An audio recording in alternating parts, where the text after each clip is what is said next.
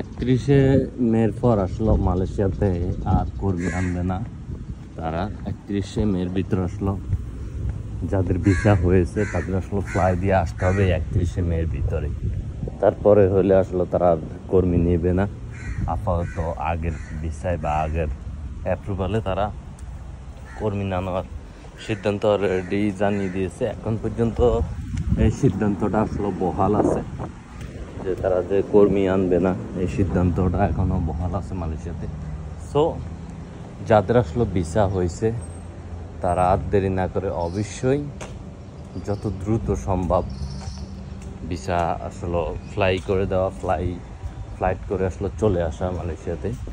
যাদের আসলে এই কলিংয়ের অ্যাপ্রুভাল ভিসা নেওয়া বা এই কলিংয়ে আসার চিন্তা ভাবনা, তাদের খুব দ্রুত চলে আসার দরকার। যাই হোক, এই কারণে আসলে ভিডিওটা ভালো লাগলে শেয়ার করে দিবেন আপনাদের বন্ধুদের মাঝে। দেখা হবে নতুন কোনো ভিডিওতে। সে পর্যন্ত ভালো থাকবেন, সুস্থ থাকবেন।